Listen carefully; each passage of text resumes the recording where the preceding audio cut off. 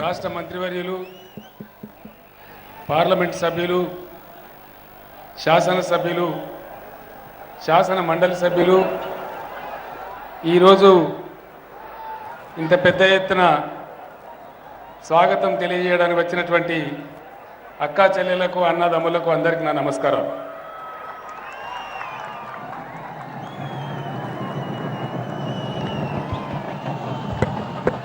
ఈరోజు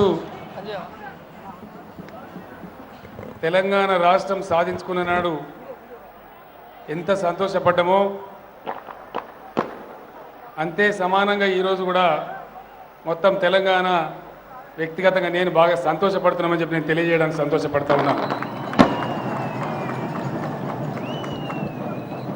తెలంగాణ రాష్ట్రం ఏర్పడే క్రమంలో చాలామంది చాలా రకాలుగా మాట్లాడినారు. తెలంగాణ వాళ్ళకు పరిపాలన చేయరాదని, వ్యవహారం చేయరాదని, రాష్ట్రం చీకటి పాలవుతుందని, వీళ్ళకి నీళ్లు తెచ్చుకోవడం తెలియరాదని చాలా రకాలుగా దుష్ప్రచారాలు చేసినారు. అవన్నీ బద్దలు చేస్తూ 15 సంవత్సరాల సుదీర్ఘ పోరాటంతో యావత్తు తెలంగాణ ప్రజానీకం ఏకమై ఈరోజు తెలంగాణ మనం సాకారం చేసుకున్నాం. ఆ తదనంతరం జరిగిన పరిణామాలలో ఈరోజు మహారాష్ట్ర ప్రభుత్వంతో మనం చేసుకున్న ఒప్పందం తెలంగాణ చరిత్రలోనే సువర్ణాక్షరాలతో లిఖించదగిన ఘట్టం.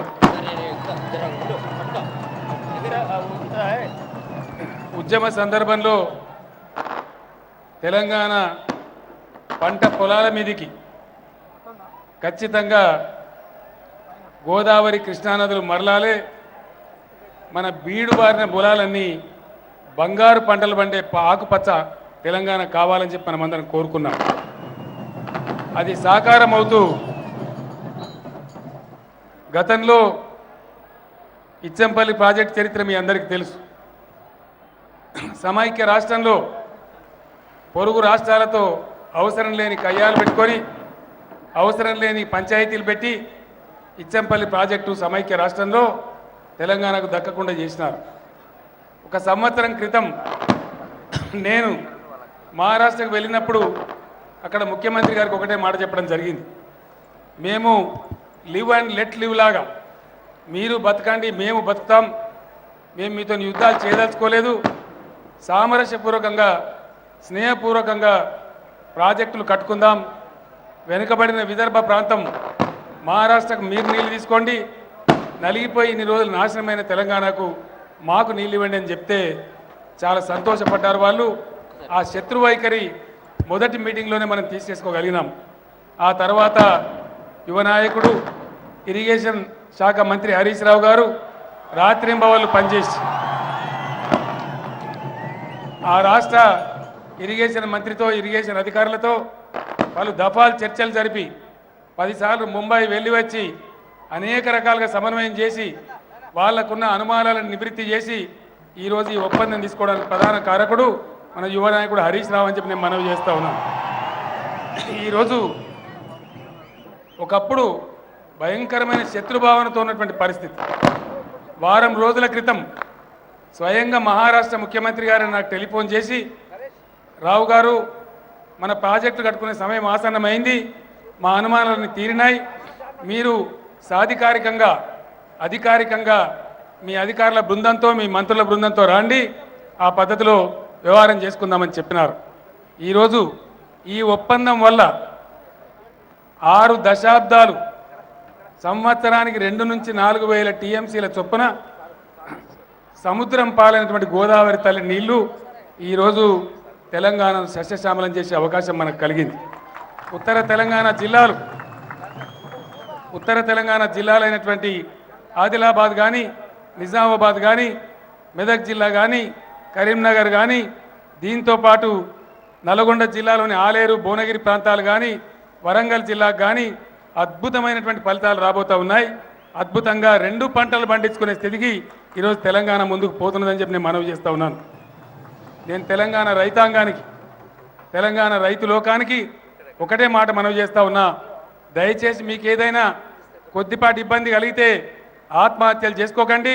మన కళ సాకారం కాబోయే రోజు సమీపంలోనే ఉంది. రాబోయే 2-2.5 సంవత్సరాలలో అద్భుతంగా నేను చెప్పిన ఈ ప్రాంతాలన్నిటికీ బ్రహ్మాండమైనటువంటి నీళ్లు రాబోతా ఉన్నాయని చెప్పి నేను తెలియజేస్తా ఉన్నా. ఈ క్రమంలో అందరికన్నా ముందు అతి ఎక్కువ లాభపడే జిల్లాలు వరంగల్, కరీంనగర్ జిల్లాలు. నెక్స్ట్ స్టేజ్లో అతి ఎక్కువ లాభపడే జిల్లాలు నిజాం సాగర్ ఎండిపోయి వట్టిపోయి, సింగూరు హైదరాబాద్ పాలైపోయి, నెర్రెలు బాసిన నిజామాబాద్ నేలలు తడపడానికి నీటి కోసం అల్లాడినటువంటి మెదక్ జిల్లాకు, నల్లగొండ జిల్లాకు, నిజామాబాద్ జిల్లాకు బ్రహ్మాండమైన నీళ్లు వచ్చేటువంటి అవకాశం ఉంది.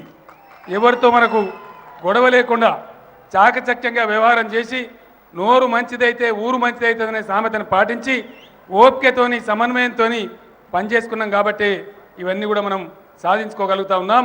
ఈ పక్క ప్రాణహిత ప్రాజెక్టు కానీ, కాళేశ్వరం ప్రాజెక్టు కానీ, ఆ పక్క పాలమూరు ఎత్తిపోతల పథకం కానీ 2 ప్రాజెక్టులు పూర్తయితే 9 జిల్లాలలో హైదరాబాద్ మినాయించి 9 జిల్లాలలో 1 కోటి ఎకరాలకు మనకు నీళ్లు రాబోతా ఉన్నాయని చెప్పి నేను మనవి చేస్తా ఉన్నాను.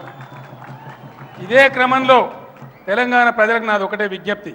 ఈరోజు రాత్రింబవలు కష్టపడి మినిస్టర్లు పనిచేస్తూ ఉన్నారు, ఎక్కడికక్కడ శాసనసభ్యులు, పార్లమెంట్ సభ్యులు పనిచేస్తూ ఉన్నారు. మీరు మా మీద దీవెనల వర్షం కురిపిస్తూ ఉన్నారు, అనూహ్యమైన విజయాలు చేకూరుస్తూ ఉన్నారు, మా మీద బాధ్యత పెంచుతూ ఉన్నారు. అనూహ్యంగా ఎవరు ఊహలకు అందని విధంగా, జిహెచ్ఎంసీ చరిత్రలో లేని విధంగా బ్రహ్మాండమైనటువంటి విజయాన్ని ఇక్కడ ప్రజలు కట్టబెట్టినారు. ఇక్కడ మంచినీటి సమస్య శాశ్వతంగా తీర్చడం కోసం, జంట నగరాల ప్రజలకు 24 గంటల నీళ్ళు ఇచ్చే కోసం మన శామీర్పేట వద్ద గోదావరి జలాలతోని 20 టీఎంసీల నీటిని నిల్వ చేసే బ్యారేజీని కూడా త్వరలోనే కట్టుకోబోతా ఉన్నామని చెప్పి నేను మనవి చేస్తూ ఉన్నాను.